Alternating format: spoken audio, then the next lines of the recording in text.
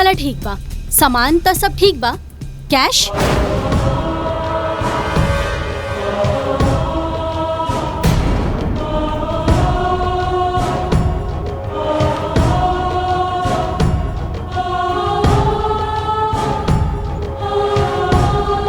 कौनो भी फैसला करे से पहले 10 बार सोच ला, ताकि तोरा के बाद में पछतावे के ना पड़ी।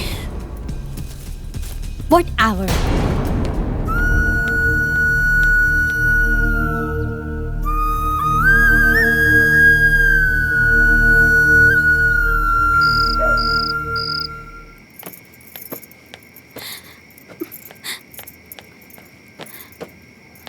ये सब का होता?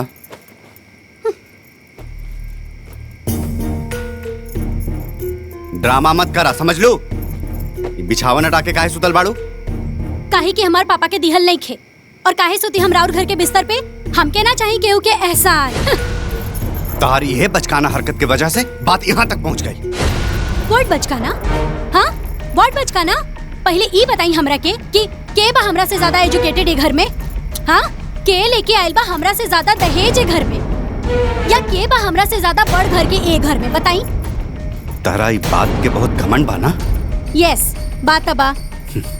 पछताइबू, एक दिन तू बहुत पछताइबू। ओ हेलो, हमके सब पता बा कि जॉन हमार खिलाफ एक घर में टीम बाजी हो रहल बा ना, ओकर एगो प्लेयर रहुआ बानी। लेकिन बहुत दिन ना, बस कुछ दिन के बाद बा। ओकरा बाद नमस्ते, टाटा, बाय बाय।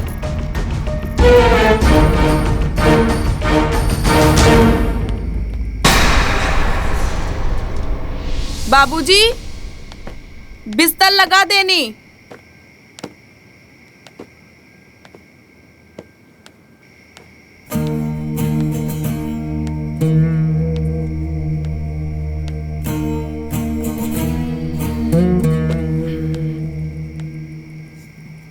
लीजिए, पानी पी ले।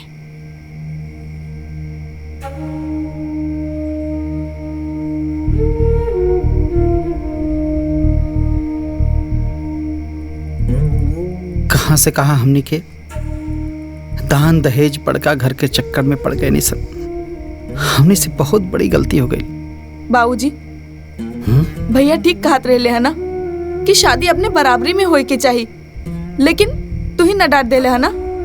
यह नु हमारे कपारे पे भूत सवार रहे। ए जी, अब समझ में आवता, हल्का प्रधान जी ठीक कहत रही। बताई ना, हमनी के परिवार के प्रतिष्ठा गांव में गई अलग, हमनी के पूरा परिवार दुखी बा अलग, हमार बेटा दुखी बा अलग। कुछ ठीक नहीं होगा जी, कुछ ठीक नहीं होगा। देखा, वही जब बड़की बहू इतना पढ़े लिखने के बाद भी अनपढ़ बन के रह ली, एगो इहो संस्कार होला। रहुआ एकदम ठीक कहता नहीं।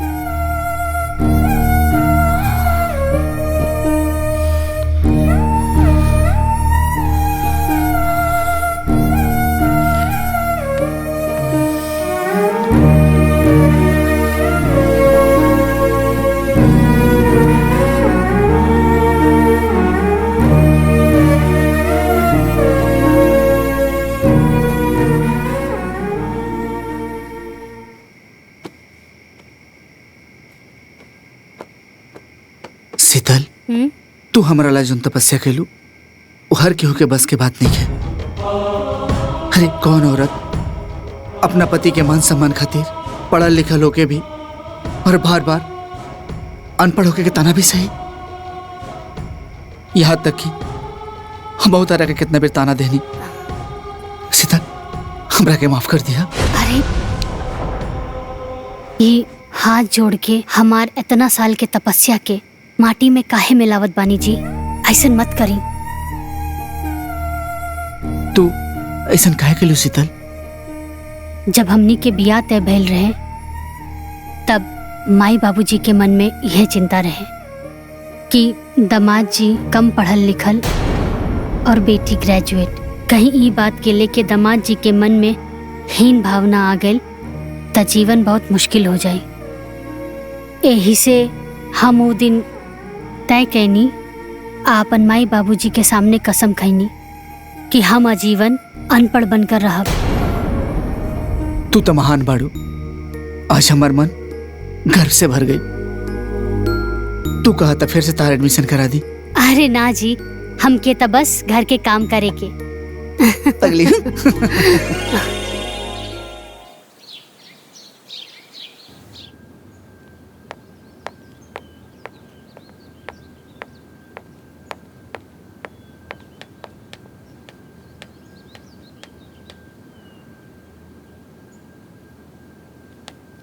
अरे ओ बड़े घर की बेटी, अरे ओ बड़े घर की बेटी, अरे ओ दहेज वाली, याद बा ना कि आज चाय तोहरा के बनावे के बा। Get out, get out. हाँ बबनी, तनी जगावे वाला दवाई तो लेके आई। Get out.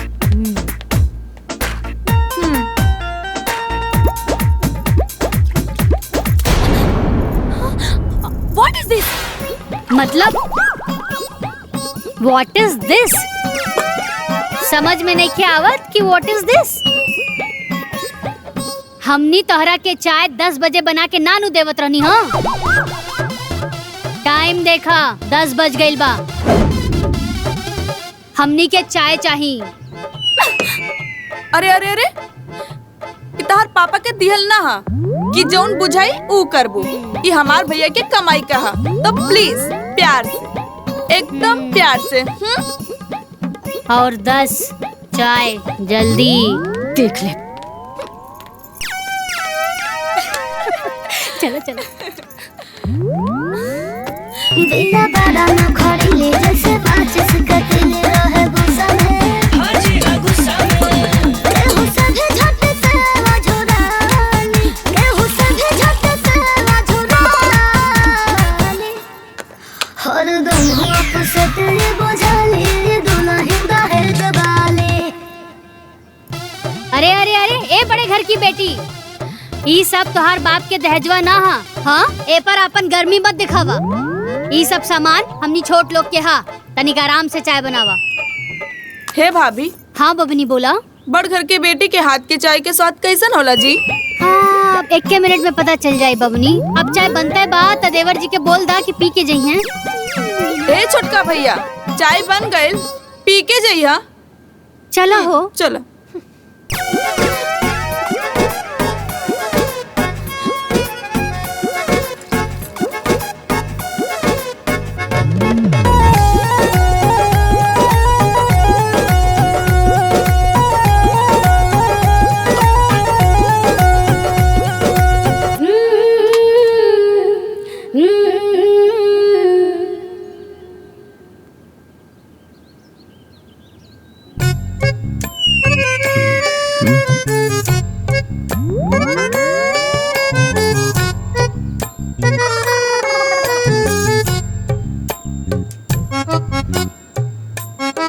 माई चाय तो ऐसने बा जैसन भाभी बनावत रही है। अरे पगला हवे का?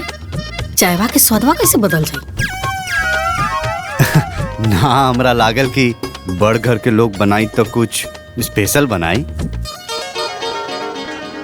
चला अच्छा भैल, कम से कम यही बहाने चाय के नेक तना देवे के पड़ी। बाबूजी, चाय सच में स्वादिष्ट बनल बा। अरे काहे ना बनी जी, एमे छोट घर के चाय पत्ती पड़ल बा, चीनी पड़ल बा, प्यार बा, तो स्वादिष्ट तो बनबे करी नू।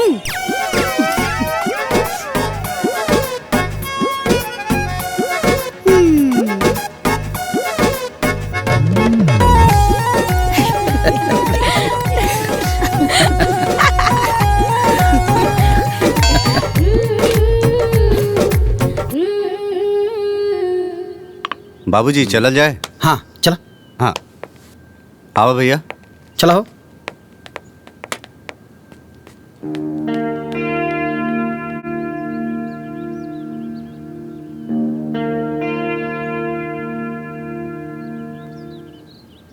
चाय जल्दी जल्दी पियल जाए।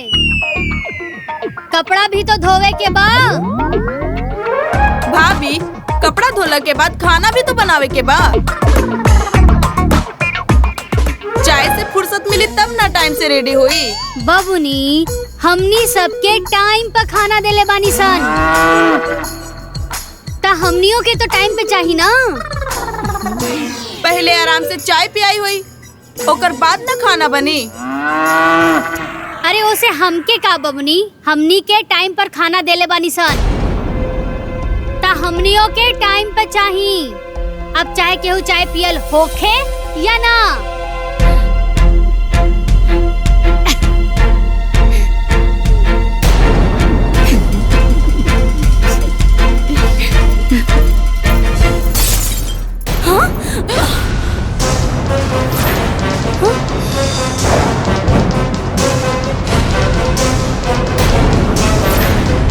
अब जब तक तुम लोग के खाना बना के ना खिया देब ना, तब तक पानी की एक बूंद ना पियब।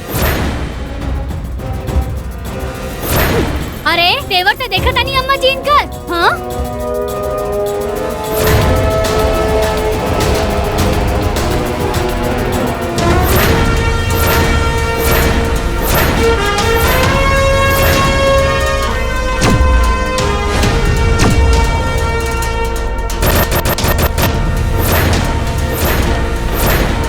ए बड़े घर की बेटी जी, ई कब तोहार पापा जी के दिहल दहेज ना रहल जौन तोड़ देहलू।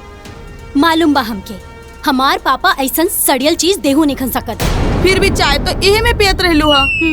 बस कुछ दिन के बाद में, बस कुछ दिन और, फिर ओकरा बाद ई घटिया सामान, घटिया लोग, ई घटिया घर से हमके मुक्ति मिल जाई। वो सब ठीक बा मैडम जी, लेकिन ई कब तक टूट गइल बा ना, अब का होई। और वैसे भी हमनी के तो गरीब आदमी है सन, गरीब घर के बेटी, चाय के में पियल जाई। अच्छा अभी बताओ तनी।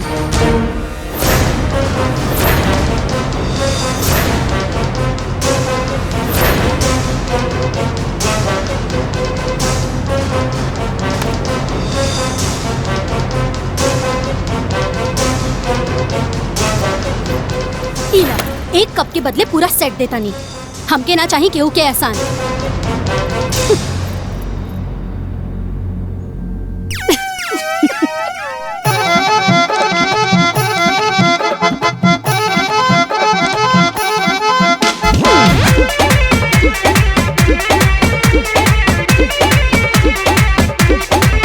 रहे बिगड़ल रसता पाए, रहे गरम जे दूध ठंडाए, पहिले रहले बड़का बवाली, पहिले रहले बड़का बवाली, अब करे काम हाली हाली दुल्हन दहेज वाली।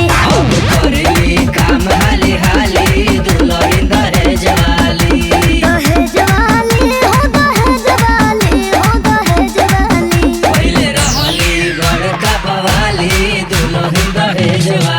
अब करेली काम हाली हाली दुल्हन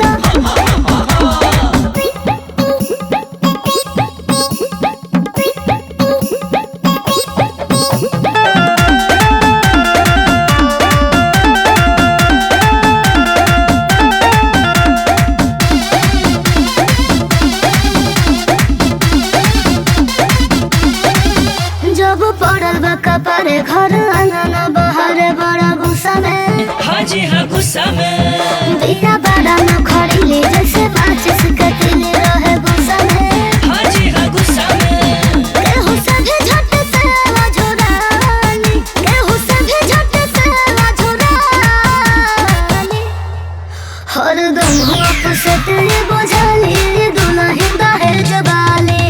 करेली काम हाली हाली दुल्हन दहेज वाली। दहेज वाली हो, दहेज वाली हो, दहेज वाली, पहिले रहली बड़का बवाली दुल्हन दहेज वाली। अब करेली काम हाली हाली दुल्हन देखो तो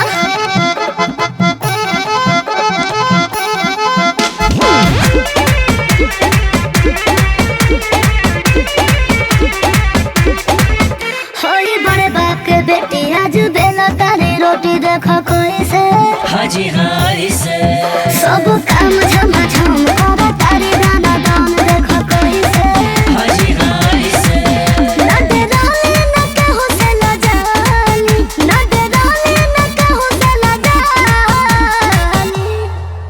केहू से पूछो कह जाली दुल्हन दहेज वाली हम करेली काम हाली हाली दुल्हन दहेज वाली दहेज वाली हो दहेज वाली हो दहेज वाली पहले रहली बड़का बवाली दुल्हन दहेज वाली हम करेली काम हाली हाली दुल्हन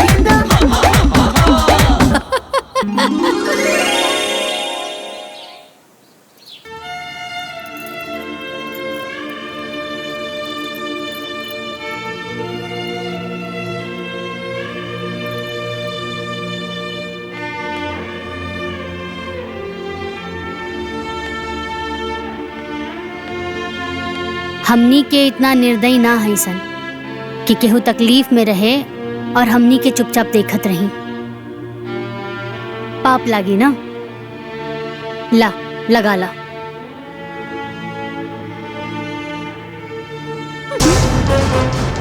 व्हाट पाप लागी? हाँ व्हाट पाप लागी? ओ हेलो, हमके केहू के दया दृष्टि के जरूरत नहीं खे। रउआ नियन लोग के तो हम अपन घर में नौकर रखे नहीं, ई तो मजबूरी बा जे सेवा कर रहल बानी। अब जाई अपन काम करी। हे भगवान,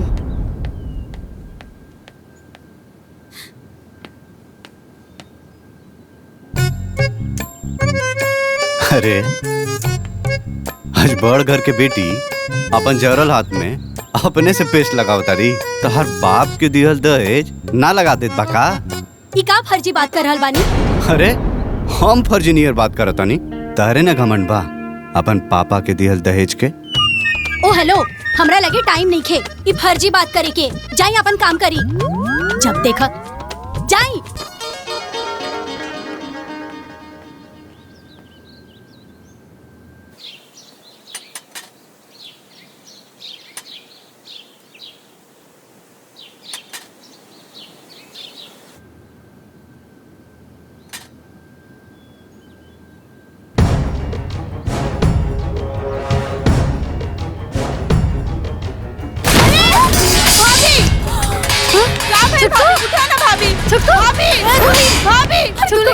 अरे पानी लेके आओ, पानी लेके आओ। ममता, अरे अरे सुनी ना, जल्दी से डॉक्टर के बुला के लेके आई। जाए भैया। देवर जी उठाएं।